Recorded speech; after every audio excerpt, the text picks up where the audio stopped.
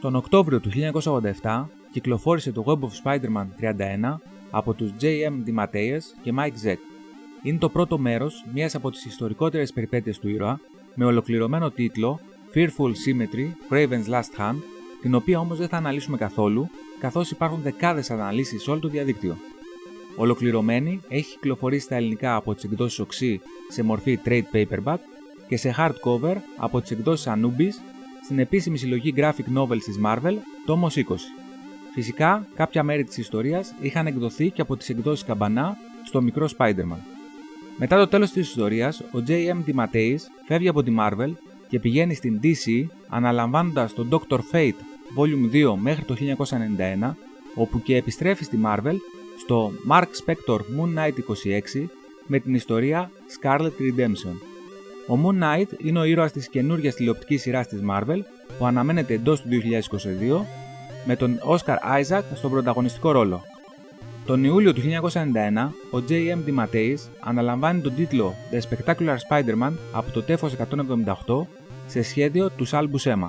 Εδώ, χρησιμοποιώντας τον Vermin ως συνδετικό κρίκο με το Kraven's Last Hunt, ξεκινά ένα βαθύ, σκοτεινό και ψυχολογικό thriller, όπου πρωταγωνιστεί ως αντίπαλος του Spider-Man ο Harry Osborn ως Green Goblin. Η ιστορία διαρκεί για 6 τεύχη μέχρι το τέφος 183, ενώ το τέφος 184 αποτελεί ολόκληρο ένα είδος επιλόγου. Η ιστορία αυτή τιτλοφορείται ως The Child Within.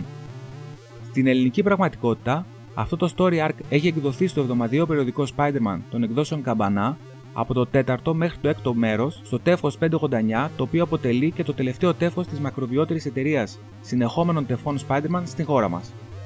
Σε αυτό το βίντεο θα περιγράψουμε σε 2 μέρη την ιστορία The Child Within μέσα από την αυθεντική αμερικάνικη έκδοση και την ελληνική, όπου έχουμε μια βαθιά σκοτεινή ιστορία με τον Peter Parker να έρχεται αντιμέτωπος με τον αδερφικό του φίλο Harry Osborn.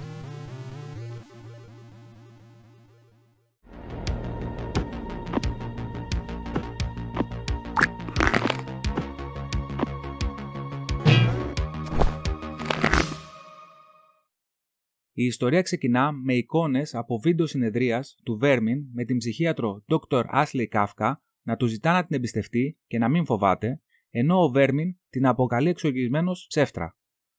Μεταφερόμαστε στους υπονόμους, όπου από ό,τι φαίνεται ο Vermin έχει αποδράσει και μέσα στην παράνοιά του βλέπει ένα παιδάκι το οποίο του ζητά να το βοηθήσει να γυρίσει σπίτι του.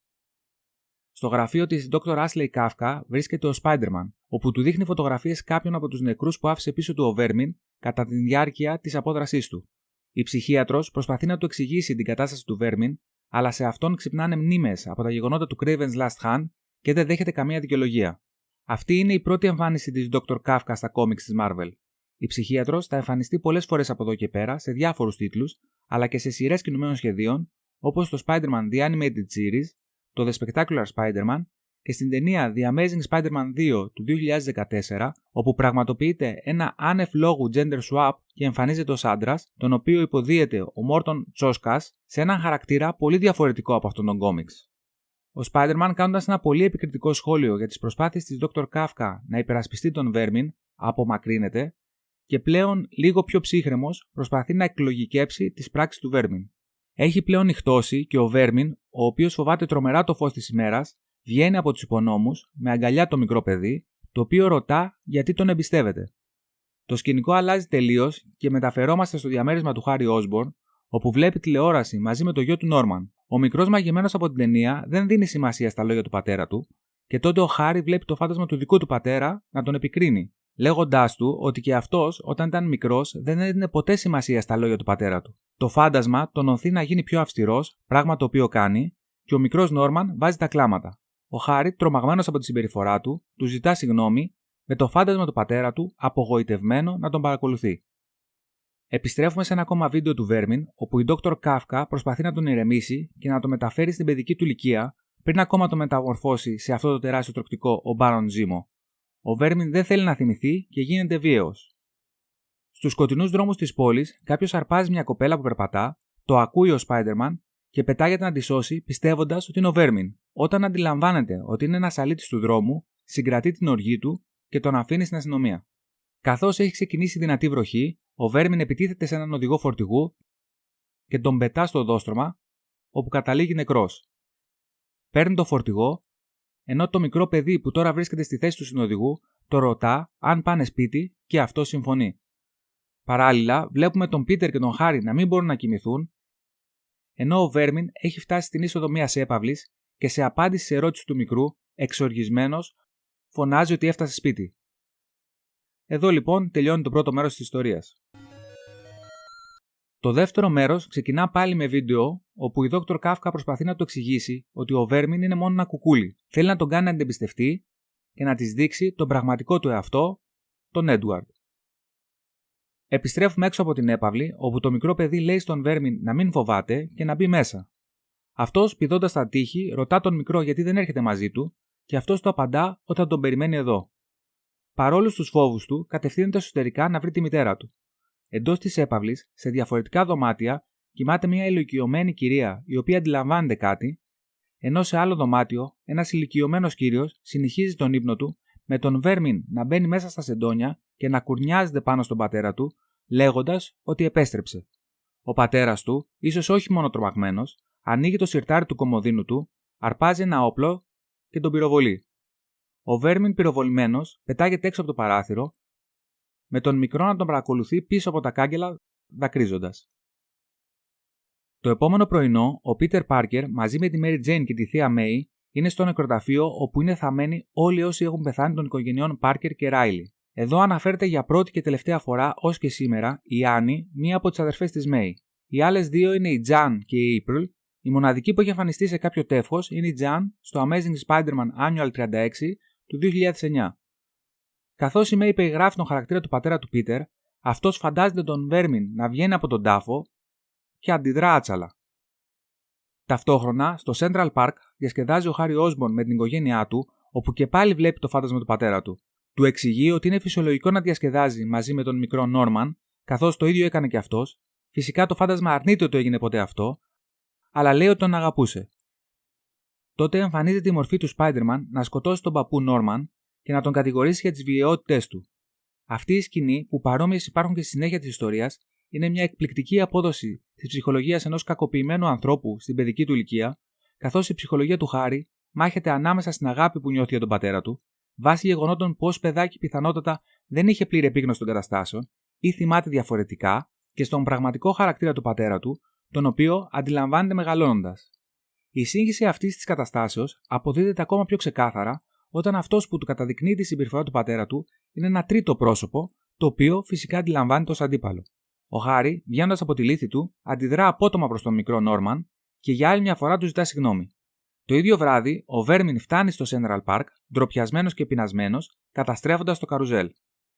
Βλέποντας ακόμα ένα βίντεο όπου η Dr. Kafka καταφέρει να κάνει τον Βέρμιν να την εμπιστευτεί, μεταφερόμαστε στο γραφείο της, όπου έχει πάει ο Spider-Man, θέλοντας να μάθει πώς τον έκανε να την εμπιστευτεί και για ποιο λόγο έχει αυτή τη συμπεριφορά.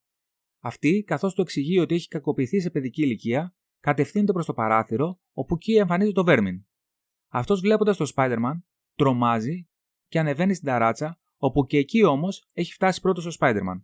Προσπαθεί να τον ηρεμήσει αποκαλώντας τον Edward, γεγονός που τον εκνευρίζει ακόμα περισσότερο. Του επιτίθεται και ο Spider-Man, μέσα στην δικιά του συναισθηματική παράνοια, τον γροθοκοπά μέχρι που φτάνει εκεί η Dr. Kafka και του φωνάζει να σταματήσει. Αυτό σταματά και η Dr. Kafka προσπαθεί να πλησιάσει τον Edward, αλλά αυτός την δαγκώνει, την κλωτσά, και καθώς ο Spider-Man προσπαθεί να απομακρύνει τα τροκτικά από πάνω της, αυτός ξεφεύγει.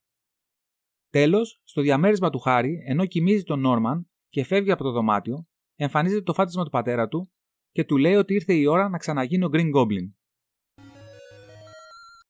Το επόμενο τεύχος βρίσκει τον Βέρμιν μέσα στους υπονόμους καρβλωμένο, μέσα στα νερά, να έχει και πάλι αγκαλιά το μικρό παιδί και να ζητά τη βοήθεια της Dr. Kafka. Ο Χάρι, από την άλλη, κοιτώντας ένα άλμπουμ παλιών φωτογραφιών, έρχεται αντιμέτωπος με δύο φαντάσματα, του πατέρα του και του Peter Parker. Από τη μία, ο πατέρας του τον κατηγορεί ότι ποτέ δεν τον άκουσε και του ζήταγε να τον αφήνει μόνο του, πράγμα που δεν θα ξανακάνει, ενώ από την άλλη ο Πίτερ του ζητά να εναντιωθεί στον πατέρα του και να πάψει να τον ακούει. Ο Χάρι, παίρνοντας το μέρος του πατέρα του, χτυπά τον Πίτερ και του επιτίθεται, κατηγορώντας τον ότι αυτός φταίει για όλα τα προβλήματά του. Όταν όμως ο Πίτερ του υπενθυμίζει ότι ο πατέρας του ήταν αυτός που σκότωσε την Gwen, ο Χάρι σταματά και ο Νόρμαν τον αρπάζει από το λαιμό, φωνάζοντάς του πόσο δύσκολα τον μεγάλωσε μοναχός του, αφού είχε πεθάνει η μητέρα του. Στη συζήτηση ξαναμπαίνει ο θάνατος του Νόρμαν από τον Spider-Man με έναν Peter Parker πολύ πιο θρασί. Ο Χάρι, σε άθλια ψυχολογική κατάσταση, σκίζει το άλμπουμ με τις φωτογραφίες. Γυρνάμε και πάλι στους υπονόμους, όπου ο Βέρμιν διαβάζει στο μικρό παιδί το παραμύθι των Χάσελ και Γκρέτελ, και καθώς το εξηγεί ότι τα παιδιά εμπιστεύτηκαν τη μάγισσα γιατί δεν γνώριζαν ότι ήταν κακιά, γίνεται ξεκάθαρο στους αναγνώστες, αν δεν το είχαν ήδη καταλάβει, ότι το παιδί είναι ο ίδιος ο Βέρμιν και ότι έχει υποστεί το χείριστο είδος κακοποίησης από τον πατέρα του. Ο Χάρι αποχαιρετά τον μικρό Νόρμαν και τη γυναίκα του Λιζ, και ενώ ο Spider-Man ετοιμάζεται να μπει στο διαμέρισμά του μετά από μια ολονύχτη αναζήτηση του Βέρμιν, εμφανίζει τον Green Goblin. Του επιτίθεται, ενώ ταυτόχρονα του λέει ότι παρόλα τα λάθη του, ο πατέρας του ήταν ένας καλός άνθρωπος. Επειδή όμως δεν θέλει να μπλέξει τις οικογένειές του στη διαμάχη τους, του ζητά να τον ακολουθήσει. Όταν τον φτάνει ο Spider-Man, ο Green Goblin υποδίεται τον μπερδεμένο για να τον φέρει κοντά του και την κατάλληλη στιγμή του πετά μια εκρηκτική κολοκύθα. Ο Spider-Man γλιτώνει εύκολα από την έκρηξη, αλλά δεν συμβαίνει το ίδιο και από το αναισθησιογόνο αέριο. Φτάνοντας στην ταράτσα του κτηρίου, ο Spider-Man καταραίει, με τον Green Goblin να του βγάζει τη μάσκα και να του εξηγεί ότι αυτή είναι μια διαμάχη μεταξύ του Osborn και του Parker. Έτσι, ολοκληρώνεται και το τρίτο μέρος της ιστορίας.